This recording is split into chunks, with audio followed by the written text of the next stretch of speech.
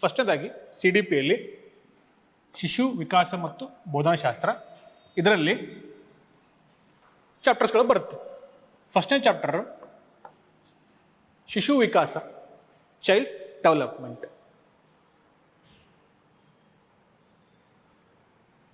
Second chapter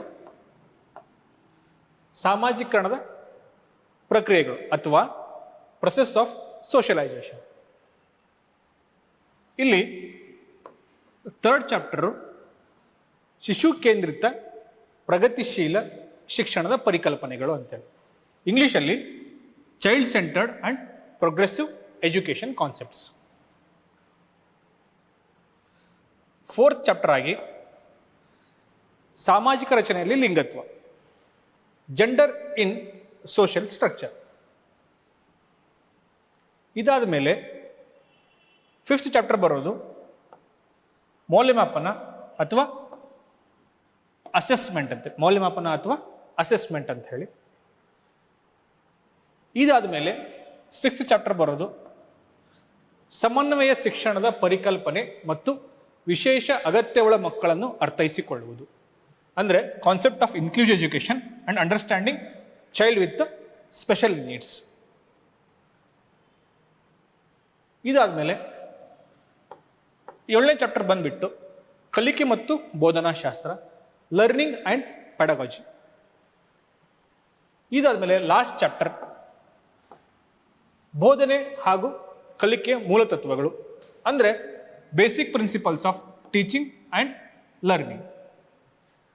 okay, ಈ 8 ಚಾಪ್ಟರ್ಗಳು ನಮ್ಗೆ CDPಯಲ್ಲಿ important. Okay, ಈ 8 ಚಾಪ್ಟರಲ್ಲಿ ಮೊದಲನೇದಾಗಿ ನಾವು ಸಿಲೆಬಸ್ನ ಡಿಸ್ಕಷನ್ ಮಾಡೋಣ. ಇನ್ ಡಿಟೇಲ್ಡ್ ಸಿಲೆಬಸ್ನ ಡಿಸ್ಕಷನ್ ಆದಮೇಲೆ ಇನ್ ಡಿಟೇಲ್ ಆಗಿ ನಾವು ಕ್ಲಾಸಲ್ಲಿ ಒಂದೊಂದೇ ಕಾನ್ಸೆಪ್ಟನ್ನ ಹೇಳ್ಕೊತಾ ಹೋಗೋಣ. Okay, fine. ಫಸ್ಟ್ನೇದಾಗಿ ಶಿಶು ವಿಕಾಸ ಅಥವಾ ಚೈಲ್ಡ್ ಡೆವಲಪ್ಮೆಂಟ್. ಇವಾಗ ಒಂದು ಮಗು ಹುಟ್ಟಿದಾಗಿಂದ ಸಾಯೋವರೆಗೂ ಅಥವಾ ಒಂದು ಮಗು ಊಮಿಟ್ಟು ಟಾಂಬ್ ಅಂತೇವಲ್ಲ, ಅವಾಗ ಯಾವ ರೀತಿ ಅಭಿವೃದ್ಧಿ ಹೊಂದುತ್ತೆ, ಮಗು ಯಾವ ರೀತಿ ಅಭಿವೃದ್ಧಿ ಹೊಂದುತ್ತೆ ಮತ್ತು ಈ ಮಗು ತನ್ನ ಕಲಿಕೆಗೆ ಬೇಕಾದಂಥ ಸಂಬಂಧಗಳನ್ನು ಯಾವ ರೀತಿ ಬೆಳೆಸುತ್ತೆ ಮತ್ತು ಇದ್ರ ಜೊತೆಗೆ ಮಕ್ಕಳ ಅಭಿವೃದ್ಧಿಗಳ ತತ್ವಗಳು, ಅಂದರೆ development of childrens, principle of development of childrens, ಮಗು ಹೇಗೆ ಡೆವಲಪ್ ಆಗಬೇಕು ಅಂತ ಹೇಳುತ್ತೆ. ಈ ಫಸ್ಟ್ ಚಾಪ್ಟರ್ನಲ್ಲಿ ಮಗು ಹುಟ್ಟಿದಾಗಿಂದ ಹೇಗೆ ಬಿಹೇವ್ ಮಾಡುತ್ತೆ ವಿತ್ ರಿಸ್ಪೆಕ್ಟ್ ಟು ಏನ್ರಿ 2 ಕಾನ್ಸೆಪ್ಟ್ ಇದರಲ್ಲಿ, ಒಂದು ಹೆರಿಡಿಟರಿ ಮತ್ತು ಎನ್ವಿರಾನ್ಮೆಂಟ್, ಆನುವಂಶಿಕತೆ ಮತ್ತು ಪರಿಸರದ ಪ್ರಭಾವ. ಆನುವಂಶಿಕತೆ ಮತ್ತು ಪರಿಸರದ ಪ್ರಭಾವ. ಒಂದು ಮಗು ಮೇಲೆ ಆನುವಂಶಿಕತೆ ಯಾವ ರೀತಿ ಪ್ರಭಾವ ಬೀರುತ್ತೆ, ಪರಿಸರ ಯಾವ ರೀತಿ ಪ್ರಭಾವ ಬೀರುತ್ತೆ ಅನ್ನೋದ್ರ ಬಗ್ಗೆ ಹೇಳುತ್ತೆ. ನಾವೆಲ್ಲ ಕೇಳ್ಬೋದು, ಏನಂತಂದ್ರೆ ನೀವು ಟೀಚರ್ ಮಗ ಆದಿ ಶಾಣೆ ಇರ್ತಿ, ಅಥವಾ ನೀವು ಲಾಯರ್ ಮಗ ಆದಿ ಶಾಣೆ ಇರ್ತಿ, ಡಾಕ್ಟರ್ ಮಗ ಆದಿ ಶಾಣೆ ಇರ್ತಿ, ಹಿಂಗೆ ಹೇಳ್ತಾರೆ. ಎದಕ್ಕೆ ಹೇಳ್ತಾರೆ ಅದನ್ನ? ಯಾಕಂತಂದ್ರೆ ಅವ್ರ ಕಲ್ಪನೆ ಅಂತಂದ್ರೆ ಆನುವಂಶಿಕವಾಗಿ ಹೆರಿಡಿಟರಿಲಿ ಒಂದಿಷ್ಟು ಗುಣಗಳು ಟ್ರಾನ್ಸ್ಫರ್ ಆಗಿರುತ್ತವೆ, ಅವು ಸಹಿತ ನಿಮ್ಮ ಎಜುಕೇಶನ್ ಅಥವಾ ಅವು ಸಹಿತ ನಿಮ್ಮ ಇಂಟೆಲಿಜೆನ್ಸ್ ಮೇಲೆ ಪರಿಣಾಮ ಬೀರುತ್ತೆ ಅಂತ ಹೇಳ್ತಾರೆ. ಅದೇ ರೀತಿ ಪರಿಸರನೂ ಸಹಿತ ಇಂಪಾರ್ಟೆಂಟ್. ಒಂದು ಮಗುವಿನ ಸುತ್ತಮುತ್ತಲಿರ್ತಕ್ಕಂಥ ಪರಿಸರ ಇರುತ್ತೆ ಅಲ್ಲ, ಅದು ಸಹಿತ ಈ ಆನುವಂಶಿಕತೆ ಎಷ್ಟು ಇಂಪಾರ್ಟೆಂಟ್ ಅಲ್ಲ ಅಷ್ಟೇ ಪರಿಸರನೂ ಇಂಪಾರ್ಟೆಂಟ್. Got it? ಇದಾದ್ಮೇಲೆ ಒಂದು ಮಗು ಇಲ್ಲಿಗೆ ಏನು ಹಿಂದೆ ಡಿಸ್ಕಷನ್ ಏನು ಮಾಡಿದ್ವಿ ನಾವು, ಹೆರಿಡಿಟರಿ ಮತ್ತು ಎನ್ವೈರನ್ಮೆಂಟ್ ಡಿಸ್ಕಷನ್ ಮಾಡಿದ್ವಿ. ಇದ್ರ ಕಂಟಿನ್ಯೂಷನ್ ಪಾರ್ಟ್ ಏನಂತಂದ್ರೆ ಸಾಮಾಜೀಕರಣ ಪ್ರಕ್ರಿಯೆಗಳು, ಸಾಮಾಜೀಕರಣ ಪ್ರಕ್ರಿಯೆ ಅಥವಾ ಪ್ರೊಸೆಸ್ ಆಫ್ ಸೋಷಿಯಲೈಸೇಷನ್, ಸಾಮಾಜೀಕರಣದ ಪ್ರಕ್ರಿಯೆಗಳು. ಇವಾಗ ಒಂದು ಮಗು ಹುಟ್ಟುತ್ತಂದ್ರೆ ಫಸ್ಟ್ ಆ್ಯಂಡ್ ಫಾರ್ಮೋಸ್ಟ್ ಆ ಮಗುಗೆ ಫಸ್ಟ್ ವರ್ಡ್ ಯಾರಂತಂದ್ರೆ ಮದರ್. ಒಂದು ಮಗು ಹುಟ್ಟುತ್ತಂದ್ರೆ ಫಸ್ಟ್ ವರ್ಡ್ ಯಾರಂದ್ರೆ ಮದರ್, ಅವ್ರ ತಾಯಿನೇ ಅದಕ್ಕೆ ವರ್ಡ್. ಹೌದ್ರಿ? ಅದಾದ ನಂತರ ನೆಕ್ಸ್ಟ್ ಮನೆಯಲ್ಲಿರೋ ಎಲ್ಲ ಪೇರೆಂಟ್ಸ್. ಹೌದಾ? ಫಸ್ಟ್ ವರ್ಡ ಮಗುಗೆ. ಸೊ ಈ ಸಾಮಾಜಿಕ ಪ್ರಕ್ರಿಯೆಯಲ್ಲಿ ಮೊದಲನೇದಾಗಿ ನಾವು ಗಾದೆ ಮಾತು ಹೇಳೋ ಹಾಗೆ ಮನೆಯ ಮೊದಲ ಪಾಠಶಾಲೆ ಅಂತ ಹೆಂಗೆ ಗಾದೆ ಮಾತು ಹೇಳ್ತೇವಲ್ಲ, ಅದೇ ರೀತಿ ಈ ಸಾಮಾಜೀಕರಣದಲ್ಲಿ ಫಸ್ಟ್ ಆ್ಯಂಡ್ ಫಾರ್ಮೋಸ್ಟ್ ಯಾರು ಬರ್ತಾರಂತಂದ್ರೆ ಪೋಷಕರು. ಫಸ್ಟ್ ಆ್ಯಂಡ್ ಫಾರ್ಮೋಸ್ಟ್ ಯಾರು ಬರ್ತಾರೆ ರೀ? ಪೋಷಕರು ಬರ್ತಾರೆ. ಅದಾದ ನಂತರ ಯಾರು ಬರ್ತಾರೆ ರೀ? ಮಗು ದೊಡ್ಡದಾಯ್ತು, ಮಗು ಏನು ಮಾಡಿದ್ ನೆಕ್ಸ್ಟ್ ನಾವು ಶಾಲೆ ಕಳಿಸ್ತೀವಿ. ಸ್ಕೂಲಿಗೆ ಕಳಿಸಿದಾಗ ಅಲ್ಲಿ ಮಗು ಫಸ್ಟ್ ಇಂಟ್ರಾಕ್ಷನ್ ಮಾಡೋದು ಯಾರ ಜೊತೆ ಅಂತಂದ್ರೆ ಶಿಕ್ಷಕರ ಜೊತೆ. ಟೀಚರ್ ಜೊತೆ ಏನು ಮಾಡ್ತೀರಿ? ಮಗು ಇಂಟ್ರಾಕ್ಷನ್ ಸ್ಟಾರ್ಟ್ ಮಾಡುತ್ತೆ, ಹೌದಾ? ಅವ್ರನ್ನ ನೋಡಿ ಕಲಿಯುತ್ತೆ, ಇಮಿಟೇಟ್ ಮಾಡುತ್ತೆ, ಇದೇ ರೀತಿ ಕಂಟಿನ್ಯೂ ಆಗುತ್ತೆ. ಆಯ್ತಾ? ಇದಾದ್ಮೇಲೆ ಈ ಮಗು ಶಾಲೆಗೆ ಹೋದ್ಮೇಲೆ ಅವ್ರ ಜೊತೆ ಇರ್ತಕ್ಕಂಥ ಫ್ರೆಂಡ್ಸ್, ಅದೇನ್ರಿ? Peer group. ಏನ್ ತರದಕ್ಕ? ಪಿಯರ್ ಗ್ರೂಪ್ ಅಂತಾರೆ. ಮಗು ಫಸ್ಟಿಗೆ ಹುಟ್ಟದಾಗಿಂದ ಫಸ್ಟಿಗೆ ಪೇರೆಂಟ್ಸು ಅದರ ವರ್ಲ್ಡ್ ಆಗಿತ್ತು, ಅದಾದಮೇಲೆ ಅದರ ಸ್ಕೂಲ್ ಅದರ ವರ್ಲ್ಡ್ ಆಯಿತು, ಅದಾದಮೇಲೆ ಸ್ಕೂಲಲ್ಲಿ ಇರ್ತಕ್ಕಂಥ ಫ್ರೆಂಡ್ಸ್ ಅದರ ವರ್ಲ್ಡ್ ಆಯಿತು. ಸೊ ನಾವು ಜನರಲಿ ಆಡು ಭಾಷೆ ಒಳಗೆ ಒಂದು ಮಾತಂತೀವಿ, ಏನಂತಂದ್ರೆ ನಮ್ಗೆ ಏನಾದರೂ ಬೈಯೋ ಹೊತ್ನಾಗೆ ಅಥವಾ ಏನು ಮಾಡೋ ಹೊತ್ನಾಗ ಏನಂತಾರಂದ್ರೆ ನಿಂಗೆ ಯಾರಲ್ಲೇ ಶಾಲೆ ಕಲಿಸ್ತಾರೋ ಅಂತ ಹೇಳ್ತಾರೆ. ಹೌದ್ರಿ? ಯಾರು ಬಂದ್ರು ಇಲ್ಲೇ? ಶಿಕ್ಷಕರು ಬಂದರು. ನೋಡ್ರಿ, ಒಂದು ಮಗು ಬಿಹೇವಿಯರ್ ಸಹಿತ ಟೀಚರ್ ಏನು ಹೇಳ್ಕೊಟ್ರು ಅಂದ್ರೆ ಡಿಪೆಂಡ್ ಆಗ್ತಿರುತ್ತೆ. ಬೈಯುವ ಜನರಲ್ಲಿ ಬೈತಾರೆ. ಏನು ಬೈತಾರೆ? ನಿಂಗೆ ಯಾರು ಹೇಳ್ಕೊಟ್ರು ಅಂತಾರೆ, ಅಥವಾ ನಿಮ್ಮ ತಂದೆ ತಾಯಿ ಇದನ್ನೇ ಹೇಳ್ಕೊಟ್ಟಾರ ಅಂತ ಕೇಳ್ತಾರೆ. ಬೈಯುವಾಗ ಕೇಳ್ತಾರಲ್ಲ ಜನರಲ್ಲಿ, ನಿಮ್ಮ ತಂದೆ ತಾಯಿ ಇದನ್ನೇ ಹೇಳ್ಕೊಟ್ಟಾರೆ ನಿಮಗೆ ಅಂತ ಬೈತಾರೆ. ಎದಕ್ಕೆ ಬೈತಾರೆ? ಮೇನ್ ಪಿಲ್ಲರ್ಸ್ ಇವರೆಲ್ಲ ಏನು ಹೇಳ್ತಾರೆ ಅಂದರೆ, ನಿಮಗೆ ಸೋಷಿಯಲೈಸೇಷನ್ ಆಗ್ಬೇಕಂತಂದ್ರೆ ಟೀಚರ್ ಇರ್ಬೋದು, ಜೊತೆಗೆ ಪೋಷಕರು ಇರ್ಬೋದು, ಇದರ ಜೊತೆಗೆ ಇನ್ನೊಂದ್ಸರ್ತಿಗೆ ಇದರ ಜೊತೆಗೆ ಮೋಸ್ಟ್ ಇಂಪಾರ್ಟೆಂಟ್ ಪಿಯರ್ ಗ್ರೂಪ್ ಅಥವಾ ಫ್ರೆಂಡ್ಸ್. ಹುಡುಗ್ರು ಮನ್ಯಾಗ ಹೇಳ್ತಾರೆ ನೋಡ್ರಿಲ್ಲ, ನಮ್ಮ ಹುಡುಗ ಶಾಣೆ ಅದನ್ರಿ, ಹುಡುಗರು ಕೆಡ್ಸ್ಯಾರ್ರಿ, ಹಿಂಗೆ ಹೇಳ್ತಾರಲ್ಲ. ಸೊ ಅದೇ ರೀತಿ ನಿಮ್ಮ ಫ್ರೆಂಡ್ಸ್ ಗ್ರೂಪ್ ಹೆಂಗಿರುತ್ತೆ, ನೀವು ಅದೇ ರೀತಿ ಒಂದು ಔಟ್ಪುಟ್ ಇರುತ್ತೆ. Got it? ನೀವು ಚಲೋ ಫ್ರೆಂಡ್ಸ್ ಮಾಡ್ಕೊಂಡ್ರೆ ಎಲ್ಲರೂ ಚಲೋತ್ನೇ ಓದ್ತೀರಿ, ಚಲೋತ್ನೇ ಮುಂದೆ ಬರ್ತೀರಿ, ಹೌದಾ? ಇದರಲ್ಲಿ ನೀವು CTET ಓದ್ತಕ್ಕಂಥ ನಾವೆಲ್ಲ ಪ್ರಶಿಕ್ಷಣಾರ್ಥಿಗಳು ಅಥವಾ ನಾವೆಲ್ಲ ಟೀಚರ್ಸ್ ಇದೇವಲ್ಲ, ನಾವೇನು ಮಾಡ್ಬೇಕ್ರಿ? ಆಸ್ ಎ ಟೀಚರೇ ಹೆಂಗೆ ಬಿಹೇವ್ ಮಾಡಬೇಕು, ಪೋಷಕರ ಬಿಹೇವಿಯರ್ ಹೆಂಗಿರುತ್ತೆ, ಮತ್ತು ಪಿಯರ್ ಗ್ರೂಪ್ ಬಿಹೇವಿಯರ್ ಹೆಂಗಿರುತ್ತೆ, ಇದನ್ನು ಸ್ಟಡಿ ಮಾಡ್ಬೇಕು. ಇದರಲ್ಲಿ ಇದರ ಇನ್ಫ್ಲೂಯೆನ್ಸ್ ಯಾವ ರೀತಿ ಟೀಚಿಂಗ್ ಮೇಲೆ ಆಗುತ್ತೆ, ಇದರ ಇನ್ಫ್ಲೂಯೆನ್ಸ್ ಟೀಚಿಂಗ್ ಮೇಲೆ ಹೇಗಿರುತ್ತೆ, ಇದ್ರ ಬಗ್ಗೆ ಹೇಳೋದೇನು? Process of socialisation. Next one is ಶಿಶು ಕೇಂದ್ರಿತ ಪ್ರಗತಿ ಶಿಕ್ಷಣದ ಪರಿಕಲ್ಪನೆಗಳು. ಶಿಶು ಕೇಂದ್ರಿತ ಪ್ರಗತಿ ಶಿಕ್ಷಣದ ಪರಿಕಲ್ಪನೆಗಳು, ಇಂಗ್ಲಿಷ್ದಾಗ child centred progressive education concept. Child development progressive education concept. ನೋಡ್ರಿಲ್ಲೇ ಎಂಟೈರ್ ಸಿ ಡಿ ಪಿಯಲ್ಲಿ CTET ಇರ್ಬೋದು, ಮತ್ತೆ KTET ಇರ್ಬೋದು, ಅಥವಾ GPTR ಇರ್ಬೋದು, ಇರ್ಬೋದು, CTET, TET ಇಲ್ಲಿ ನಿಮಗೆ ಯಾವ್ದಾದ್ರು ಕ್ವಶನ್ಸ್ ಬೌನ್ಸರ್ಸ್ ಅನ್ಸಿದ್ರೆ ಅಥವಾ ಕ್ವಶನ್ಸ್ ಏನಾದ್ರು ಗೊತ್ತಾಗ್ತಿಲ್ಲ ಅಂತಂದ್ರೆ ಎರಡು ಕಾನ್ಸೆಪ್ಟ್ಗಳನ್ನು ನೀವು ಸರಿಯಾಗಿ ತಿಳ್ಕೊಬೇಕು. ಏನಪ್ಪ ಅಂತಂದ್ರೆ, ಒಂದು ಚೈಲ್ಡ್ ಸೆಂಟರ್ಡ್ ಅಥವಾ ಶಿಶು ಕೇಂದ್ರಿತ, ಇನ್ನೊಂದು ಟೀಚರ್ ಸೆಂಟರ್ಡ್.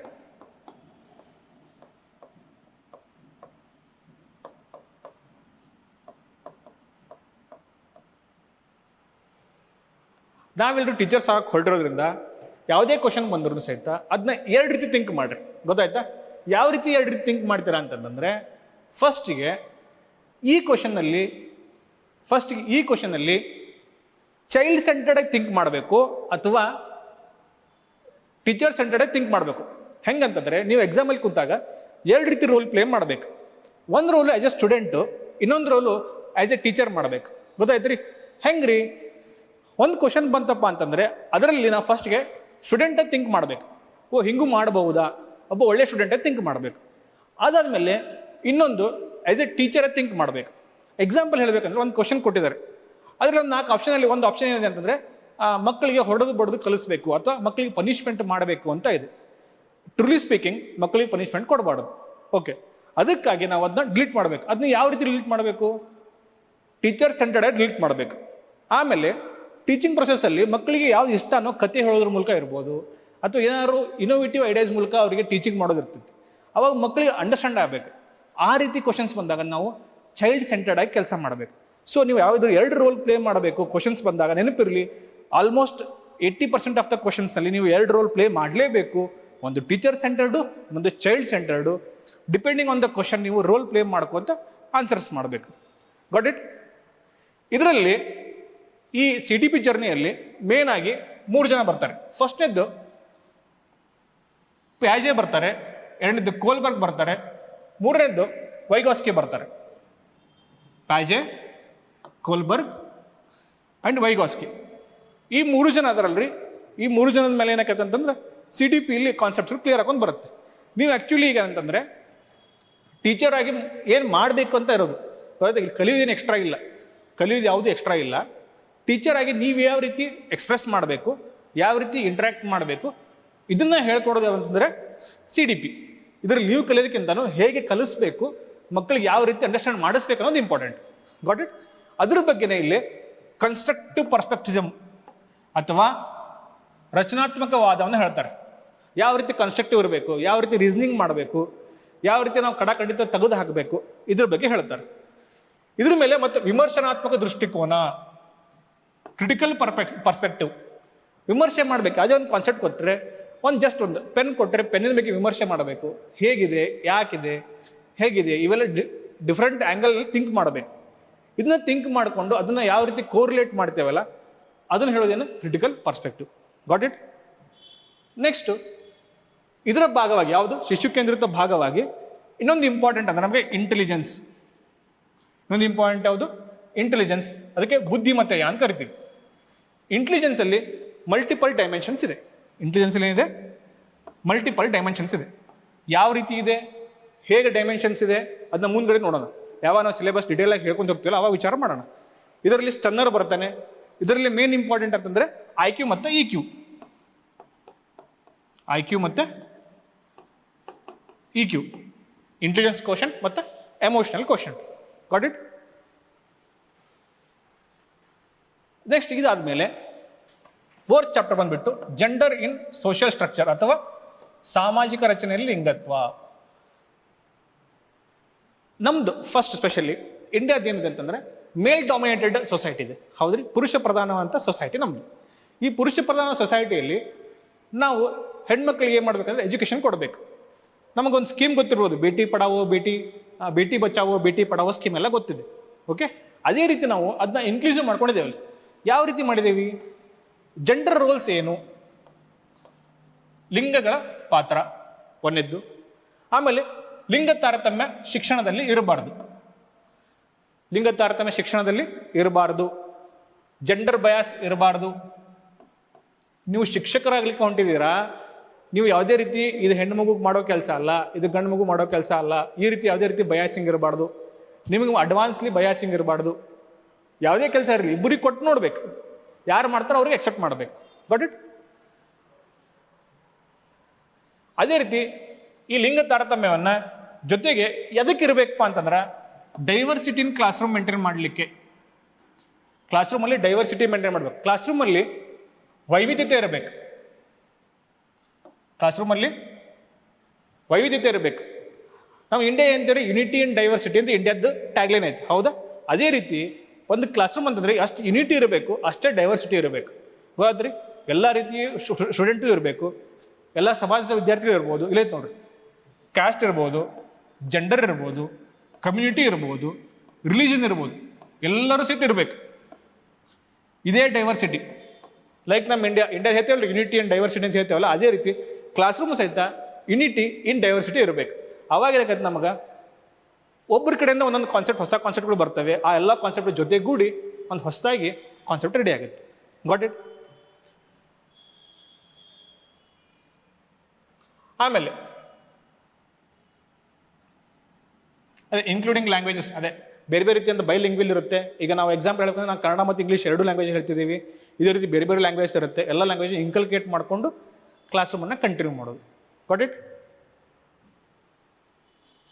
ನೆಕ್ಸ್ಟ್ ಅಸೆಸ್ಮೆಂಟ್ ಅಥವಾ ಮೌಲ್ಯಮಾಪನ. ಇವಾಗ ನೋಡ್ರಿ, ಆಸ್ ಎ ಟೀಚರ್ ಅಂತಂದ್ಮೇಲೆ ನಾವು ಸ್ಟೂಡೆಂಟ್ಗಳಿಂದ ಏನು ಎಕ್ಸ್ಪೆಕ್ಟ್ ಮಾಡ್ತೀವಿ? ನಾವು ಹೇಳಿದ ಕಾನ್ಸೆಪ್ಟ್ ಅರ್ಥ ಆಗಬೇಕು, ಅರ್ಥ ಆಗಿದ್ದ ಕಾನ್ಸೆಪ್ಟ್ನ ರೀಪ್ರೊಡ್ಯೂಸ್ ಮಾಡಬೇಕಂತ ಕಾನ್ಸೆಪ್ಟ್ ನಮ್ದೆಲ್ಲ. ನಾವೇನು ಕಾನ್ಸೆಪ್ಟ್ ಹೇಳ್ತೇವಲ್ಲ ಅದು ಮಕ್ಕಳಿಗೆ ಅರ್ಥ ಆಗಬೇಕು, ಅರ್ಥ ಆಗಿದ್ದನ್ನು ಮತ್ತು ಮಕ್ಕಳು ನಮಗೆ ಹೇಳಬೇಕು ಅಂತ ಕಾನ್ಸೆಪ್ಟ್ ಇರುತ್ತೆ. ಅದನ್ನು ಯಾವ ರೀತಿ ಮಾಡ್ತೀವಿ? ನಾವು ಇವ್ಯಾಲ್ಯೂಯೇಷನ್ ಮಾಡ್ತೀವಿ. ಹೌದ್ರಿ? ಇವ್ಯಾಲ್ಯೂಯೇಷನ್ ಮಾಡ್ತೀವಿ. ಇವ್ಯಾಲ್ಯೂಯೇಷನ್ ಹೆಂಗ್ರಿ ಮಾಡೋದು? ಮಕ್ಕಳಿಗೆ ನಾವೇನು ಮಾಡ್ತೀವಿ? ಯಾವುದು SE ಅಂತ ಕರಿತೀವಿ, FE ಅಂತ ಕರಿತೀವಿ, ಸೆಮ್ ಆ್ಯಂಡ್ ಎಕ್ಸಾಮ್ ಅಂತ ಕರಿತೀವಿ. ಈ ರೀತಿ ಎಕ್ಸಾಮ್ಸ್ ಎಲ್ಲ ಇರುತ್ತೆ. ಗೊತ್ತಾಯ್ತಾ?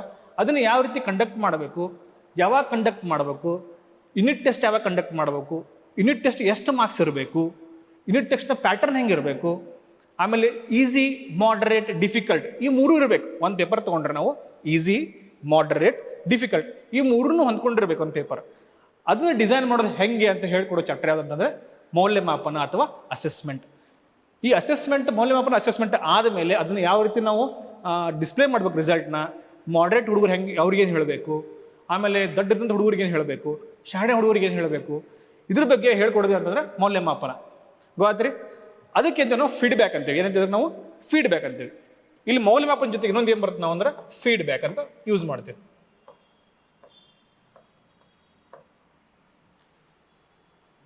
ಆಮೇಲೆ ಈ ಮೌಲ್ಯಮಾಪನ ಕಲಿಕೆಯಲ್ಲಿ ಎಷ್ಟು ಇಂಪಾರ್ಟೆಂಟ್ ಅನ್ನೋದು ಭಾಳ ಎಲ್ಲರಿಗೂ ಗೊತ್ತಿರಬೇಕು.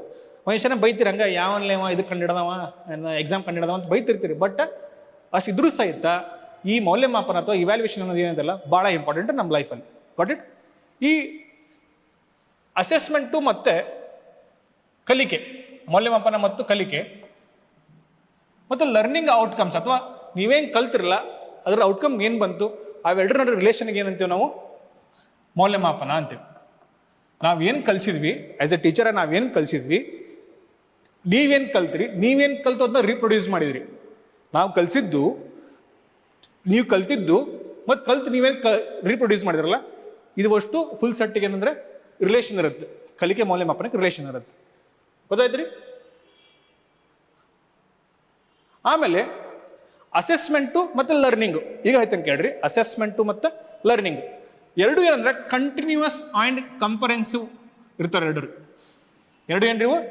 Continuous and ಕಾಂಪರೆನ್ಸಿವ್. ಕಲಿಕೆನೂ ನಿರಂತರ ಇರ್ತೈತಿ ಮತ್ತು ಮೌಲ್ಯಮಾಪನ ನಿರಂತರ ಇರ್ತೈತಿ. ಕಲಿಕೆನೂ ಕಾಂಪರೆನ್ಸಿವ್ ಇರಬೇಕು, ಕಲಿಕೆನೂ ಇರ್ಬೇಕ್ರಿ ಸಮಗ್ರವಾಗಿರ್ಬೇಕು. What it?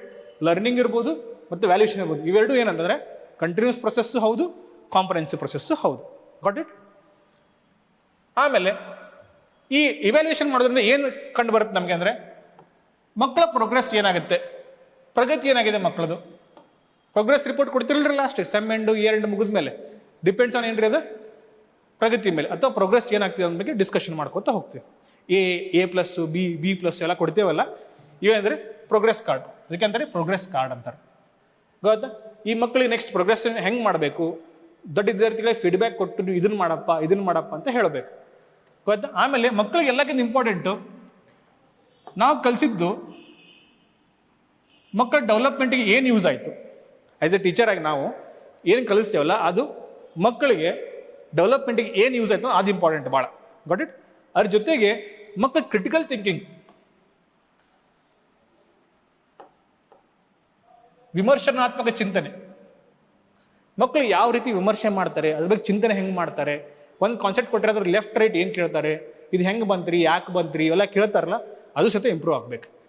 ಅದ್ರ ಕಾನ್ಸೆಪ್ಟಲ್ಲಿ ಹೇಳೋದಲ್ಲೇ ಮೌಲ್ಯಮಾಪನ ಅಥವಾ ಅಸೆಸ್ಮೆಂಟಲ್ಲಿ ಹೇಳ್ತಾರೆ. ಕಲಿಕೆ ಎಷ್ಟು ಇಂಪಾರ್ಟೆಂಟ್ ಅಲ್ಲ ಅಷ್ಟೇ ಇಂಪಾರ್ಟೆಂಟ್ ಇರೋದು ಅಸೆಸ್ಮೆಂಟ್. ಲರ್ನಿಂಗ್ ಎಷ್ಟು ಇಂಪಾರ್ಟೆಂಟ್ ಅಲ್ಲ ಅಷ್ಟೇ ಅಸೆಸ್ಮೆಂಟ್ ಇಂಪಾರ್ಟೆಂಟ್. ನೆಕ್ಸ್ಟ್ ಈಸ್ ಸಮನ್ವಯ ಶಿಕ್ಷಣ. ನೆಕ್ಸ್ಟ್ ಬರೋದೇ ಅಂದರೆ ಸಮನ್ವಯ ಶಿಕ್ಷಣದ ಪರಿಕಲ್ಪನೆ. ಸಮನ್ವಯ ಶಿಕ್ಷಣದ ಪರಿಕಲ್ಪನೆ ಮತ್ತು ವಿಶೇಷ ಅಗತ್ಯವುಳ್ಳ ಮಕ್ಕಳನ್ನು ಅರ್ಥೈಸಿಕೊಳ್ಳುವುದು. ವಿಶೇಷ ಮಕ್ಕಳ ಬಗ್ಗೆ ಅರ್ಥೈಸಿಕೊಳ್ಳೋದು. ಇಲ್ಲಿ ನೋಡ್ರಿ, ಇನ್ಕ್ಲೂಸಿವ್ ಎಜುಕೇಶನ್, ಇಂಗ್ಲೀಷ್ ಅಂತ ಅದಕ್ಕೆ inclusive education, understanding child with special need. Special need child ಅಂದ್ರೆ ಯಾರ್ರೀ? ಪರ್ಸನಲ್ ಡಿಸಬಿಲಿಟಿ ಇರ್ಬೋದು, ಯಾರಾದೊಬ್ಬ ವ್ಯಕ್ತಿ ಇರ್ಬೋದು, ಸಣ್ಣ ಹುಡುಗ ಇರ್ಬೋದು, ಪೋಲಿಯೋ ಅಟ್ಯಾಕ್ ಆಗಿರ್ಬೋದು, ಯಾರೊಂದು ಸಮಸ್ಯೆಯಿಂದಾಗಿ ಹುಡುಗ ಬಳಲಿರ್ತಾನೆ. ಆ ಹುಡುಗನ ಬಗ್ಗೆ ನಾವು ಇನ್ಕ್ಲೂಸಿವ್ ಎಜುಕೇಶನ್ ಮಾಡ್ಬೇಕು. ಹೆಂಗಂತಂದ್ರೆ ಆ ಹುಡುಗೊಬ್ಬ ಯಾರೋ ಪರ್ಸನಲ್ ಡಿಸಬಿಲಿಟಿ ಅದ ಅನ್ಕೊಂಡು ಇಲ್ಲ ನೋಡಿ, ಚಿಲ್ಡ್ರನ್ ವಿತ್ ಡಿಸಬಿಲಿಟಿ, ಅಂಗವೈಕಲ್ಯ ಹೊಂದಿರೋ ಮಕ್ಕಳು. ಈ ಮಕ್ಕಳನ್ನು ನಾವು ಶಾಲೆಯಿಂದ ಹೊರಗಿಟ್ಟು ಕಲಿಕೆ ಮಾಡ್ಲಿಕ್ಕೆ ಆಗಲ್ಲ. ನೆನ್ಬಿಟ್ಕೊಂಡ್ಬಿಡಿ, ಶಾಲೆಯಲ್ಲಿ ಅವರನ್ನೂ ಸಹಿತ ಎಲ್ಲ ಮಕ್ಕಳ ಜೊತೆಗೆ ಕೂಡಿಸ್ಕೊಂಡು, ಹೇಳ್ತಿದ್ದಂಗೆ ಕೇಳ್ರಿ, ಎಲ್ಲ ಮಕ್ಕಳ ಜೊತೆಗೆ ಕೂಡಿಸ್ಕೊಂಡು ಎಲ್ಲ ಮಕ್ಕಳಿಗೆ ಯಾವ ಶಿಕ್ಷಣ ಕೊಡ್ತೀವೋ ಅದೇ ಶಿಕ್ಷಣ ಕೊಡಬೇಕು, ಅದೇ ರೀತಿನೇ ಕೊಡಬೇಕು. But with some special care ಇರಬೇಕು, ಅವ್ರ ಬಗ್ಗೆ ಸ್ಪೆಷಲ್ ಕನ್ಸರ್ನ್ ಇರಬೇಕು. ಇದ್ರ ಬಗ್ಗೆ ಹೇಳೋದು ಏನಂತಂದ್ರೆ inclusive education in understanding, inclusive education and understanding children with special needs. For example ಏನಂತಂದ್ರೆ ನಾವು ಸಣ್ಣವ್ರದ್ದೆಲ್ಲ ಬ್ರೈಲ್ ಅಂಕ್ಲಿಪಿ ಬರ್ತಿದ್ವು. ಎದಕ್ಕಂದ್ರೆ ಬ್ಲೈಂಡ್ ಇದ್ದ ಹುಡುಗರಿಗೆ ಇರ್ಬೋದು, ಅಕಸ್ಮಾತ್ ಏನಾದ್ರು ಅವ್ರಿಗೆ ಎಸ್ಕಲೇಟರ್ಸ್ ಮಾಡಿರ್ತಾರೆ ಹತ್ಲಿಕ್ಕೆ. ಎದಕ್ಕೆ ಮಾಡಿರ್ತಾರೆ ಅಂತಂದ್ರೆ ಪರ್ಸನಲ್ ಡಿಸಬಿಲಿಟಿ ಇದ್ರೆ ಹತ್ಲಿಕ್ಕೆ ಆಗಲ್ಲ, ಅವ್ರಿಗೆ ಸೈಕಲ್ ಇರುತ್ತೆ, ಅದನ್ನ ತಳ್ಕೊಂಡು ಬರಲಿ ಅಂತೇಳಿ ಮಾಡಿರ್ತಾರೆ. ಈ ರೀತಿ ಹಲವಾರು ನಾವು ಇನ್ಫ್ರಾಸ್ಟ್ರಕ್ಚರ್ ಇರ್ಬೋದು ಅಥವಾ ಡಿಸೈನ್ ಬಿಲ್ಡಿಂಗ್ ಡಿಸೈನಲ್ಲಿ ಇರ್ಬೋದು, ಅಲ್ಲಿ ಚೇಂಜಸ್ ಮಾಡಬೇಕು. ಅದೇ ರೀತಿ ಪಾಠವನ್ನು ಹೇಳಿದ್ರು ಸಹ ಚೇಂಜಸ್ ಮಾಡಬೇಕು. ಗೊತ್ತಾಯ್ತು ರೀ? ಎದಕ್ಕೆ ನೋಡ್ರಿ ಹೇಳ್ತೀನಿ, especially children from disadvantage section ಇದೊಂದು ಬರುತ್ತಿಲ್ಲ ನೋಡ್ರಿ. ಅವಾಗೆಲ್ಲ ಒಂದು ಕಾಲ ಇತ್ತು, ಅವಾಗಿನ ಕಾಲ, ಈಗಿಂದಲ್ಲ, ಅವಾಗಿನ ಕಾಲ. ಅವಾಗಿನ ಕಾಲದಲ್ಲಿ ಏನಿತ್ತು, ಒಂದಿಷ್ಟು ಕಮ್ಯುನಿಟಿಗೆ ಇರ್ತಕ್ಕಂಥ ಹುಡುಗರನ್ನ ಕ್ಲಾಸಲ್ಲಿ ಸೇರಿಸ್ಕೊತಿದ್ದಿಲ್ಲ. ನೀವು ಬರಬೇಡ್ರಿ ಕ್ಲಾಸಿಗೆ, ಬಂದರೂ ಮೂಲೆಯಲ್ಲಿ ಕೂಡ್ರಿ, ಹಾಗೆ ಹೀಗೆ ಅಂತ ಇತ್ತು. ಇವಾಗ ಹಾಗಿಲ್ಲ. ಅವ್ರನ್ನೂ ಸಹಿತ ನಾವೇನು ಮಾಡ್ಬೇಕಂತಂದ್ರೆ ಈ ಕ್ಲಾಸ್ ರೂಮ್ ಎನ್ವೈರ್ಮೆಂಟ್ಗೆ ಕರ್ಕೊಂಡ್ಬಂದು ಕ್ಲಾಸ್ ರೂಮಲ್ಲಿ ಈಚ್ ಆ್ಯಂಡ್ ಎವ್ರಿ ಪರ್ಸನ್ ಹೆಂಗೆ ಹೇಳ್ತೀವಲ್ಲ ಅದೇ ರೀತಿ ಅವ್ರಿಗೆ ಹೇಳಬೇಕು.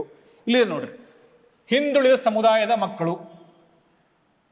ಈ ಹಿಂದುಳಿದ ಸಮುದಾಯದ ಮಕ್ಕಳು ಸಹಿತ ನಾವೇನು ಮಾಡ್ಬೇಕಂತಂದ್ರೆ ಭೇದ ಭಾವ ಮಾಡಲಾರ್ದೆ ಟೀಚಿಂಗನ್ನು ಮಾಡಬೇಕು. Got it? Next one is ಕಲಿಕೆ ಮತ್ತು ಬೋಧನಾಶಾಸ್ತ್ರ. ಕಲಿಕೆ ಮತ್ತು ಬೋಧನಾಶಾಸ್ತ್ರ, ಲರ್ನಿಂಗ್ ಆ್ಯಂಡ್ ಪೆಡಗಾಜಿ. ಇದರಲ್ಲಿ ಏನು ಹೇಳ್ತೀವಿ ಅಂತಂದರೆ 7th ಮತ್ತು 8th ಚಾಪ್ಟರ್, ಸ್ಪೆಷಲಿ 7th ಮತ್ತು 8th ಚಾಪ್ಟರ್ ಎಂಟೈರ್ CTT ಪೇಪರಲ್ಲಿ ಎಲ್ಲ ಸಬ್ಜೆಕ್ಟ್ಲು ಬರುತ್ತೆ. Pedagogy with mathematics, pedagogy with science, pedagogy with social science, pedagogy ಕನ್ನಡದಲ್ಲಿ, ಬೋಧನಶಾಸ್ತ್ರ ಕನ್ನಡದಲ್ಲಿ, ಬೋಧನಶಾಸ್ತ್ರ ಇಂಗ್ಲೀಷ್ನಲ್ಲಿ, ಈ ರೀತಿ ಬರುತ್ತೆ. 5 ಕ್ವಶನ್ ಬರುತ್ತೆ ಲಾಸ್ಟ್. ಇದರಲ್ಲಿ ಏನು ಬರುತ್ತೆ ಅಂತಂದರೆ ಮೊದಲಾಗಿ ಕಲಿಕೆ ಮತ್ತು ಬೋಧನಶಾಸ್ತ್ರದಲ್ಲಿ ಮಕ್ಕಳು ಕಲಿಕೆಯ ವಿಧಾನ ಮತ್ತು ಚಿಂತನೆ, how children think and learn. ಒಂದು ಮಗುಗೆ ನಾವೇನಾದ್ರು ಒಂದು ಕಾನ್ಸೆಪ್ಟ್ ಹೇಳಿದರೆ, ಆ ಮಗು ಅದನ್ನು ಹೆಂಗೆ ರಿಸೀವ್ ಮಾಡುತ್ತೆ, ಅದನ್ನ ಹೆಂಗೆ ತಗೊಳುತ್ತೆ, ಆಮೇಲೆ ಅದರಿಂದ ಅದೇನು ತಿಳ್ಕೊಳುತ್ತೆ. ಸಣ್ಣವಿದ್ದಾಗ ಅಜ್ಜಿಗಳೆಲ್ಲ ಏನು ಮಾಡಿದ್ರೆ, ಅಜ್ಜ ಅಜ್ಜಿ ಏನು ಮಾಡಿದ್ರು, ನೀತಿ ಪಾಠಗಳನ್ನ ಹೇಳ್ತಿದ್ರು. ಹೌದಾ? ಈ ನೀತಿ ಪಾಠಗಳು ಹೇಳುವಾಗ ಏನಕ್ಕಿತ್ತು, ಅದರಿಂದ ನಾವೇನು ಥಿಂಕ್ ಮಾಡ್ತಿದ್ವಿ, ಹಿಂಗೆ ಮಾಡಬಾರ್ದು, ಇದನ್ನು ಮಾಡಬೇಕು. ನೀತಿ ಪಾಠಗಳು ಹೇಳಿದ ಮೇಲೆ ಕನ್ಕ್ಲೂಷನ್ ಬರ್ತಿದ್ರು ಅಜ್ಜ ಅಜ್ಜಿ. ಕನ್ಕ್ಲೂಷನ್ ಬಂದಾಗ ಹೇಳಿದ್ರು, ನೋಡ್ರಪ್ಪ ಕಳ್ಳತನ ಮಾಡಬಾರ್ದು, ಕಳ್ಳತನ ಕೆಟ್ಟದ್ದು, ಹಿಂಗೆ ಹೇಳ್ತಿದ್ರು. ಅದೇ ರೀತಿ ಇಲ್ಲಿ ನಾವು ಚಿಲ್ಡ್ರನ್ಗೆ ಯಾವ ವಿಧಾನದ ಮೂಲಕ ಟೀಚ್ ಮಾಡಬೇಕು, ಅದರಿಂದ ಮಗುವಿನ ಚಿಂತನೆ ಹೇಗಿರಬೇಕು, ಇದ್ರ ಬಗ್ಗೆ ಇರುತ್ತೆ. ಇದ್ರ ಜೊತೆಗೆ ಇಲ್ಲಿ ಕಲಿಕಾ ವಿಧಾನದಲ್ಲಿ TLM ಅಂತ ಬರುತ್ತೆ, ಒಂದು ಟೀಚರ್ ಲರ್ನಿಂಗ್ ಮಟೀರಿಯಲ್ಸ್ ಅಂತ ಬರುತ್ತೆ. ಇದನ್ನ ಹೆಂಗೆ ಯೂಸ್ ಮಾಡ್ತೀವಿ, ಒಬ್ಬ ವಿದ್ಯಾರ್ಥಿಗಳಿಗೆ ಅಂಡರ್ಸ್ಟ್ಯಾಂಡ್ ಆಗಲಿಕ್ಕೆ ಹೆಂಗೆ ಯೂಸ್ ಮಾಡ್ತೀವಿ. ಫಾರ್ ಎಕ್ಸಾಂಪಲ್ ಹೇಳ್ಬೇಕಂತಂದ್ರೆ, ನಾವೀಗ ಆಸಿಲೇಷನ್ ಹೇಳ್ಬೇಕಂತಂದ್ರೆ ಸಿಂಪಲ್ ಆಗಿ ಯಾವುದೋ ಒಂದು ದಾರಕ್ಕೆ ಕಲ್ಲನ್ನು ಕಟ್ಟಿ ತೋರಿಸ್ಬಿಡ್ಬೋದು, ಇದು ಆಸಿಲೇಷನ್ ರೀ ಅಂತೇಳಿ. ಇಲ್ಲ ಅಂತಂದ್ರೆ ಮನೇಲಿ ಹಳೆ ಕಾಲದ ಗಂಟೆ ಇರ್ತವೆ, ಆಸಿಲೇಟಿಂಗ್ ಗಂಟೆ ಇರುತ್ತೆ, ಅದನ್ನು ನೋಡಿ ಆದರೂ ಹೇಳ್ಬೋದು ನಾವು ಆಸಿಲೇಷನ್ ಆಗುತ್ತೆ ಇದು ಅಂತ ಹೇಳಿ. ಅದೇ ರೀತಿ ನಾವು ಸ್ಟೂಡೆಂಟ್ಗಳಿಗೆ ಏನನ್ನ ಇನ್ಕಲ್ಕೇಟ್ ಮಾಡಬೇಕು ಅಥವಾ ಏನನ್ನ ನಾವು ಅಂಡರ್ಸ್ಟ್ಯಾಂಡ್ ಮಾಡಿಸ್ಬೇಕು ಅಥವಾ ಯಾವ ಗುಣವನ್ನು ಅವ್ರಿಂದ ಹೊರತರಬೇಕಂತಂದ್ರೆ, ನಾವು ಏನೇ ಹೇಳಿದ್ರು, ನಾವು ಯಾವುದೇ ಒಂದು ಕಾನ್ಸೆಪ್ಟ್ ಹೇಳಿದ್ರು ಅದಕ್ಕೆ ಮಕ್ಕಳು ಹೇಗೆ, ಏಕೆ, ಮಕ್ಕಳೇನು ಮಾಡ್ಬೇಕ್ರಿ, ಹೌ ಆ್ಯಂಡ್ ವೈ, ಇವೆರಡು ಕ್ವಶನ್ನ ಮಕ್ಕಳು ಸರಿಯಾಗಿ ಹೇಳಲೇಬೇಕು. ನೀವು ಯಾವುದೇ ಒಂದು ಕಾನ್ಸೆಪ್ಟ್ ಹೇಳ್ಕೊಟ್ರೆ ಅಥವಾ ಏನಾದ್ರು ಒಂದು ಹೇಳಿದರೆ ಅವಾಗ ಮಕ್ಕಳು ಏನು ಬೇಕಂದ್ರೆ, ಸರ್ ಇದು ಯಾಕೆ ಬಂತು, ಇದು ಹೇಗೆ ಬಂತು, ಈ ಕ್ವಶನ್ಗೆ ನಾವು ಪ್ರಿಪೇರ್ ಆಗಿರಬೇಕು ಆ್ಯಸ್ ಎ ಟೀಚರ್. ಎದಕ್ಕೆ ಬಂತು, ಹೇಗೆ ಬಂತು ಅಂತೇಳಿ ಇವುಗಳನ್ನು ನಾವು ನೋಡ್ಕೊಂಡು ಹೋಗ್ಬೇಕು. Got it? ಇದರಿಂದ ಚಿಲ್ಡ್ರನ್ದು ಲರ್ನಿಂಗ್ ಏನಾಗತ್ತಂತಂದ್ರೆ ಡಿಫಿಕಲ್ಟೀಸ್ ಕಟ್ ಆಗುತ್ತೆ, ಲರ್ನಿಂಗ್ ವೇ ಚೇಂಜ್ ಆಗ್ತದೆ. ಹೌ ಆ್ಯಂಡ್ ವೈ ಅಂತ ಕೇಳೋದ್ರಿಂದ ಲರ್ನಿಂಗ್ ವೇ ಚೇಂಜಸ್ ಆಕೈತಿ. Got it? And last one, basic principles of teaching and learning, ಬೋಧನೆ ಹಾಗೂ ಕಲಿಕಾ ಮೂಲತತ್ವಗಳು. ಅಂದರೆ ಒಬ್ಬ ಸ್ಟೂಡೆಂಟು ಯಾವ ರೀತಿ ಕಲಿಬೇಕು ಮತ್ತು ಯಾವ ರೀತಿ ಕಲಿಸ್ಬೇಕು, ಇಲ್ಲಿ ನಾವು ಇರೋದೇನ್ರಿ, ಯಾವ ರೀತಿ ಕಲಿಸ್ಬೇಕು, ಸ್ಟೂಡೆಂಟ್ ಯಾವ ರೀತಿ ಕಲಿಬೇಕು, ಇವೆರಡರ ಬಗ್ಗೆ ಡಿಸ್ಕಷನ್ ಮಾಡಬೇಕಿಲ್ಲ. ಮತ್ತೆ ನೋಡ್ರಿ ಇಲ್ಲೇ ಚಿಲ್ಡ್ರನ್ಸ್ ಲರ್ನಿಂಗ್ ಸ್ಟ್ರಾಟಜಿ, ಹೌದ್ರಿ, ಕಲಿಕಾ ತಂತ್ರಗಳು. ಯಾವ ರೀತಿ ಮಕ್ಕಳಿಗೆ ಯಾವ್ದಾದ್ರು ಸ್ಟೋರಿ ಹೇಳ್ಬೋದು. ನಾವು ಸ್ಟೋರಿ ಹೇಳಿಬಿಟ್ಟು ಈ ಸ್ಟೋರಿಯಲ್ಲಿ ಬರ್ತಕ್ಕಂಥ ವರ್ಡ್ಸ್ಗಳು ಈ ಕಾನ್ಸೆಪ್ಟ್ ಅಪ್ಪ ಅಂತ ಹೇಳ್ಬೋದು. ಅಥವಾ ಎಕ್ಸಾಂಪಲ್ ಅಂತಂದರೆ ಸೂರ್ಯ ಐತಲ್ಲ, ರೈಸ್ ಆಗೋದು ಪೂರ್ವದಲ್ಲಿ ಅಂತ ಹೇಳ್ತೇವೆ, ಹೌದಾ, ಈಸ್ಟಲ್ಲಿ ಸೂರ್ಯ ಉದಯವಾಗ್ತಾರೆ ಅಂತ ಹೇಳ್ತೇವೆ. ಅದನ್ನ ಹುಡುಗರು ಡೈರೆಕ್ಟ್ ಎಕ್ಸಾಂಪಲ್ ಕೊಟ್ಟು ತೋರಿಸ್ಬೋದು, ಬೆಳಗ್ಗೆ ನೋಡ್ರಿ ನೀವು ಮನೇಲಿ ಅಂತ ಹೇಳಿ. ಅದೇ ರೀತಿ ನಾವು ನ್ಯೂಮೋನಿಕ್ಸ್ನ ಯೂಸ್ ಮಾಡ್ತೇವೆ, ನ್ಯೂಮೋನಿಕ್ಸ್ನ ಯೂಸ್ ಮಾಡ್ತಿರ್ತೇವೆ. ನಿಮೋನಿಕ್ಸನ್ನು ಯೂಸ್ ಮಾಡ್ಕೋತಾ ಸ್ಟೂಡೆಂಟ್ಸ್ಗೆ ಅಂಡರ್ಸ್ಟ್ಯಾಂಡ್ ಮಾಡಿಸೋದತ್ತು. ಇವೆಲ್ಲ ಏನ್ರಿ ಲರ್ನಿಂಗ್ ಸ್ಟ್ರಾಟಜೀಸ್. Got it? ಆಮೇಲೆ ಲರ್ನಿಂಗ್ ಅನ್ನೋದು ಜಸ್ಟ್ ಒನ್ ವೇ ಕಮ್ಯುನಿಕೇಷನ್ ಅಲ್ಲ, ಟೂ ವೇ ಕಮ್ಯುನಿಕೇಷನ್ ಇರುತ್ತೆ. ಇದ್ರ ಜೊತೆಗೆ ಲರ್ನಿಂಗ್ ಅನ್ನೋದು social process. It is a social process. ನಾವೇನು ಶಾಲೆಯಲ್ಲಿ ಕಲಿತೀವಲ್ಲ ಅದೇನು ಮಾಡ್ತೀವಿ, ಸೊಸೈಟಿಲಿ ಹೋಗಿ ಡಿಸ್ಕಷನ್ ಮಾಡ್ತೀವಿ, ಸೊಸೈಟಿಲಿ ಅದ್ರ ಬಗ್ಗೆ ವಿಚಾರ ಮಾಡ್ತೀವಿ, ನಮ್ಮ ಫ್ರೆಂಡ್ಸ್ ಜೊತೆ ಡಿಸ್ಕಷನ್ ಮಾಡ್ತೀವಿ, ತಂದೆ ತಾಯಿ ಜೊತೆ ಡಿಸ್ಕಷನ್ ಮಾಡ್ತೀವಿ. ಸ್ಟೂಡೆಂಟ್ಸ್ ಅದೇ ರೀತಿ ಎಲ್ಲರ ಜೊತೆ ಡಿಸ್ಕಷನ್ ಮಾಡೋದ್ರಿಂದ ಅದು ಸೋಷಿಯಲ್ ಸ್ಪಿಯರ್ಗೆ ಹೋಗುತ್ತೆ. ಆವಾಗ ಮಗುವಿನ ಸೋಷಿಯಲ್ ಪ್ರೊಸೆಸ್ ಅಂತ ಇರುತ್ತೆ, learning as A social process. ಯಾಕಂದರೆ ಮಗು ಶಾಲೆಯಿಂದ ಕಲ್ತ ಮೇಲೆ ಹೊರಗೆ ಹೋದ್ಮೇಲೆ ಮಗು ತಂದೆ ತಾಯಿ ಜೊತೆ ಇಂಟ್ರಾಕ್ಟ್ ಮಾಡುತ್ತೆ, ಫ್ರೆಂಡ್ಸ್ ಜೊತೆ ಇಂಟ್ರಾಕ್ಟ್ ಮಾಡುತ್ತೆ. ಅದಕ್ಕಾಗಿ ಅದನ್ನೇ ಅಂತ ನಾವು ಸೋಷಿಯಲ್ ಪ್ರೊಸೆಸ್ ಅಂತೀವಿ. Got it? ಆಮೇಲೆ ಸಾಮಾಜಿಕ ಸನ್ನಿವೇಶಗಳು, ಸೋಷಿಯಲ್ ಕಂಟೆಕ್ಸ್ಟ್. Social context. ಈಗ ಅಂಗುಲಿಮಾಲ ಸ್ಟೋರಿ ಕೇಳಿದ್ವಿ ನಾವು. ಅಂಗುಲಿಮಾಲ ಕೆಟ್ಟಿತ್ತು, ಬುದ್ಧ ಬಂದ, ಬುದ್ಧನಿಂದ ಕನ್ವರ್ಟ್ ಆದರು ಅಂತ ಹೇಳಿ. ಹೌದು, ಇದರಿಂದ ನಮಗೇನು ತಿಳ್ಕೊಬೇಕು? ನಾವು ಸಹಿತ ಒಳ್ಳೆಯದನ್ನು ಮಾಡಬೇಕು, ಒಳ್ಳೆಯದನ್ನು ಬಯಸಬೇಕು. ಈ ರೀತಿ ಸೋಷಿಯಲ್ ಕಂಟೆಕ್ಸ್ಟಲ್ಲಿ ಚೇಂಜಸ್ ಆಗೋದು ಹೋಗುತ್ತೆ. Got it? ಆಮೇಲೆ understanding through problem solving and practical experience. ಸಮಸ್ಯೆಯನ್ನು ಪರಿಹರಿಸುವ ಮೂಲಕ ವ್ಯಾವಹಾರಿಕ ಅನುಭವವನ್ನು ಮನಗಾಣುವುದು. ಇವಾಗ ನಾವು ಮ್ಯಾಥಮೆಟಿಕ್ಸ್ ಇದೆ, ಸಮಸ್ಯೆ ಪರಿಹರಿಸುವ ಮೂಲಕ ವ್ಯಾವಹಾರಿಕ ಅನುಭವವಾಗಿ ಮನಗಾಣುವುದು ಅಥವಾ understanding through problem solving practical experience. ಹೆಂಗ್ರಿ? ಈಗ ಮ್ಯಾಥಮೆಟಿಕ್ಸ್ ಕಲಿತೀವಿ, ಹೌದ್ರಿ? 2 + 2 = 4, 4 - 2 = 2 ಅಂತೇಳಿ. ಇದನ್ನು ಪ್ರಾಕ್ಟಿಕಲ್ ಎಕ್ಸ್ಪೀರಿಯನ್ಸ್ ಹೆಂಗೆ ಮಾಡ್ತೀವಿ ರೀ? ನನ್ನ ಕಡೆ 4 ಚಾಕ್ಲೇಟ್ ಇದೆ, ನಾನು ಹಿಂಗೆ 2 ಚಾಕ್ಲೇಟ್ ಕೊಟ್ಟರೆ ನನ್ನ ಕಡೆ 2 ಚಾಕ್ಲೇಟ್ ಉಳಿತಾವೆ. ಹೆಂಗೆ ಅಂತಂದ್ರೆ 4 - 2 = 2 ಇದೆ, ಹೌದಾ? ನನ್ನ ಕಡೆ 4 ಚಾಕ್ಲೇಟ್ ಇದೆ, ನಾನು ಹಿಂಗೆ 2 ಚಾಕ್ಲೇಟ್ ಕೊಟ್ಟರೆ ನನ್ನ ಕಡೆ 2 ಚಾಕ್ಲೇಟ್ ಉಳಿತು, ಹೌದಿಲ್ರಿ? ಹಂಗೆ ಈ ಅಂಡರ್ಸ್ಟ್ಯಾಂಡ್ ಮಾಡ್ಕೊಂಡ್ಮೇಲೆ ಪ್ರಾಬ್ಲಮ್ ಸಾಲ್ವಿಂಗ್ ಗೊತ್ತಾಗಬೇಕು ಮಕ್ಕಳಿಗೆ. ಅದನ್ನ ಪ್ರಾಕ್ಟಿಕಲ್ ಎಕ್ಸ್ಪೀರಿಯನ್ಸ್ ಮಾಡ್ಬೇಕು ಮಕ್ಕಳು, ಹೌದ್ರಿ? ಚಾಕ್ಲೇಟ್ ಅಂಗಡಿ ಹೋದಾಗ ಇರ್ಬೋದು, ಈ ಕಾನ್ಸೆಪ್ಟ್ ಚಾಕ್ಲೇಟ್ ಕಾನ್ಸೆಪ್ಟ್ ಇರ್ಬೋದು. ಅದೇ ರೀತಿ ಮನೇಲಿ ಬೇರೆ ಬೇರೆ ಕಾನ್ಸೆಪ್ಟ್ ಬರ್ತವೆ, ಮ್ಯಾಥ್ಸ್ ಅಷ್ಟೇ ಅಲ್ಲ, ಗುಣಾಕಾರ ಇರ್ಬೋದು, ಭಾಗಾಕಾರ ಇರ್ಬೋದು, ಭಾಳಷ್ಟು ಏನು ಬರ್ತಾವೆ ಅಂದರೆ ಕಾನ್ಸೆಪ್ಟ್ ಬರ್ತವೆ. ಅದನ್ನ ಸಾಲ್ವ್ ಮಾಡ್ಕೊಂಡು ತರಬೇಕು ಮಕ್ಕಳು. Got it? ಆಮೇಲೆ ಈ ಡೆವಲಪ್ಮೆಂಟ್ ಪ್ರೊಸೆಸ್ ಏನಿರುತ್ತಲ್ಲ, ಡೆವಲಪ್ಮೆಂಟ್ ಅಂದರೆ ಫ್ರಮ್ ಓಮ್ ಟು ಟಾಮ್ ಅಂತ ಹೇಳಿದ್ರೆ ಆಗಲಕ್ಕೆ ಮಕ್ಕಳು ಸಣ್ಣ ಮಕ್ಕಳಿಂದ ಹಿಡಿದು ವಯಸ್ಕರಾಗೋವರೆಗೂ, ಅಡಲ್ಟ್ ಆಗೋವರೆಗೂ, ಅಡಲ್ಟ್ಹುಡ್ವರೆಗೂ ಏನೇನು ಡೆವಲಪ್ಮೆಂಟ್ ಆಗುತ್ತಲ್ಲ ಆ ಎಲ್ಲ ಡೆವಲಪ್ಮೆಂಟಲ್ ಥಿಂಗ್ಸು ಸಹಿತ ಏನು ಮಾಡ್ತಾ ಅಂತಂದರೆ ಅಫೆಕ್ಟ್ ಆಗುತ್ತೆ. ಅವೆಲ್ಲ ಡೆವಲಪ್ಮೆಂಟ್ ಥಿಂಗ್ಸ್ ಏನಾಗುತ್ತೆ, ಅಫೆಕ್ಟ್ ಮಾಡುತ್ತೆ. ಯಾವ ರೀತಿ ಅಂತಂದರೆ ಕಲಿಕಾ ಪರಿಸರವನ್ನು ಕಲಿಕಾ ಪ್ರಕ್ರಿಯೆಯಲ್ಲಿ ಅಭಿವೃದ್ಧಿಪಡಿಸೋ ಪ್ರಾಮುಖ್ಯತೆ. ನಿಮಗೆ ಎನ್ವೈರನ್ಮೆಂಟ್ ಹೆಂಗೆ ಚೇಂಜಸ್ ಹಾಕೊಂತ ಹೋಗುತ್ತಲ್ಲ ಆ ರೀತಿ ಚೇಂಜಸ್ ಮಾಡ್ತೀವಿ. ಫಾರ್ ಎಕ್ಸಾಂಪಲ್, ಸಣ್ಣ ಮಕ್ಕಳಿದಂತಂದ್ರೆ ಅವಕ್ಕೆ ಮಾಡ್ತೀವಿ ನಾವು ಕೈ ಹಿಡಿದು ಬಂದು ಬರೆಸ್ತೇವೆ, ಆ ಈ ಬರೆಸ್ತೇವೆ. ಅದೇ ಸ್ವಲ್ಪ ಹೈಯರೇ ಹುಡುಗರಿದ್ರೆ ಸ್ವಲ್ಪ ಬೈದು ಬುದ್ಧಿ ಹೇಳ್ತೀವಿ.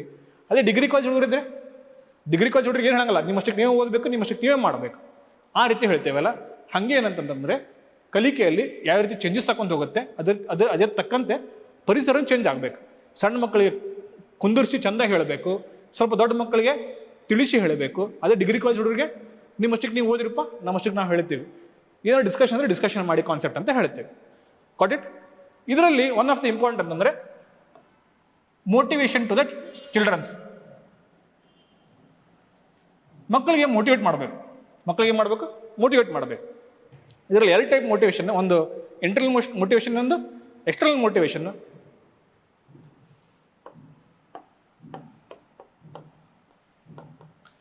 ಇಂಟರ್ನಲ್ ಮೋಟಿವೇಶನ್ ಅಂದರೆ ಇನ್ಸೈಡಿಂದ ಬರೋದು, ಒಳಗಡೆಯಿಂದ ಬರೋದು. ಎಕ್ಸ್ಟರ್ನಲ್ ಮೋಟಿವೇಶನ್ ಅಂತಂದರೆ ಹೊರಗಡೆಯಿಂದ ಬರೋದು.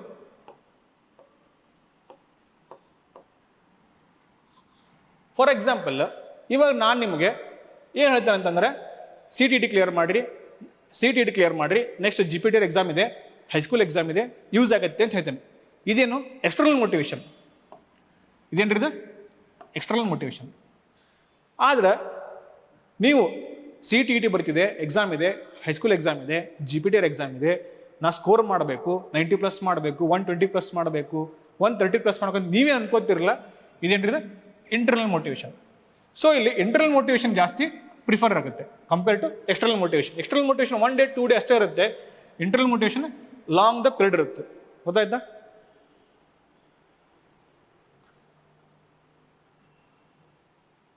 ಇದಾದಮೇಲೆ ಇದೇ ರೀತಿ ಡೆವಲಪ್ಮೆಂಟ್ ಇರ್ಬೋದು, ಟೀಚಿಂಗ್ ಇರ್ಬೋದು, ಆಮೇಲೆ ಪೆಡಗಾಜಿ ನಾಲೆಜ್ ಇರ್ಬೋದು, ಅದೇ ಮೋಟಿವೇಶನ್ ಇರ್ಬೋದು. ಮತ್ತು ಈ ಎಲ್ಲ ಕಲಿಕೆಗಳಿಗೆ ಏನು ಮಾಡ್ತಿಲ್ಲ ಅದ್ರ ಮೇಲೆ ಸ್ಟಾರ್ಟಿಂಗ್ ಹೇಳಿದೆ ಹೆರಿಡಿಟರಿ ಮತ್ತು ಎನ್ವೈರನ್ಮೆಂಟ್ ಅಂತ ಹೇಳಿ, ಹೆರಿಡಿಟರಿ ಆ್ಯಂಡ್ ಎನ್ವಿರಾನ್ಮೆಂಟ್ ಅಂತ ಹೇಳಿದೆ, ಆನುವಂಶೀಯತೆ ಮತ್ತು ಪರಿಸರ ಅಂಥೇಳಿ. ಇಲ್ಲಿ ನೋಡ್ರಿ, ಪರ್ಸನಲ್ ವೈಯಕ್ತಿಕ ಅಂದರೆ ಹೆರಿಡಿಟರಿ, ವೈಯಕ್ತಿಕ ಅಂದ್ರೆ ಏನು ಹೆರಿಡಿಟರಿ, ಪರಿಸರ ಎನ್ವಿರಾನ್ಮೆಂಟ್, ಎನ್ವಿರಾನ್ಮೆಂಟ್ ಸ್ಟಾರ್ಟಿಂಗ್ ಫಸ್ಟ್ ಇದಲ್ಲ ಪೆಡಗಾಜಿ. ಅದೇ ರೀತಿ ಇಲ್ಲಿ ಸಹಿತ ಲಾಸ್ಟಿಗೆ ಸಹಿತ ಏನು ಬರುತ್ತೆ ಅಂದರೆ ಹೆರಿಡಿಟರಿ ಮತ್ತು ಎನ್ವಿರಾನ್ಮೆಂಟ್ ಬಗ್ಗೆ ಬರುತ್ತೆ. Got it? ಇದಾದಮೇಲೆ ಬುಕ್ಸು ಯಾವ್ಯಾವ ರೆಫರ್ ಮಾಡೋಕ್ಕಂತ ಇದೆ. ಸ್ಪೆಷಲಿ ನಾ ರೆಫರ್ ಮಾಡೋದು ನಿಮ್ಗೆ ರೆಫರೆನ್ಸ್ ಯಾವುದಂತಂದರೆ NCERT ಬುಕ್ಕನ್ನು ಯೂಸ್ ಮಾಡಿ, ಪ್ಲಸ್ ಅದ್ರ ಜೊತೆಗೆ ಯಾವುದಾದ್ರೂ CDP ಬುಕ್ಕನ್ನು ಪ್ರಿಫರ್ ಮಾಡಿ ಇಂಗ್ಲೀಷ್ ಮೀಡಿಯಮಲ್ಲಿದೆ.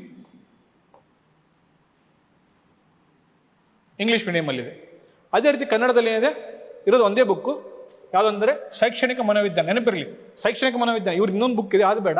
ಶೈಕ್ಷಣಿಕ ಮನೋವಿಜ್ಞಾನ, educational psychology by doctor HV Vamadevappa. ಇದು one of the best book, reference book. Correct? Vamadevappa sir book ಇದೆ. ಇಂಗ್ಲೀಷಲ್ಲಾದರೆ NCERT ಸೈಕಾಲಜಿ ಇದೆ, ಪ್ಲಸ್ ಅದ್ರ CDP ಯಾವ್ದಾದ್ರು ಬುಕ್ಕನ್ನು ನೋಡ್ಕೋಬೇಕು.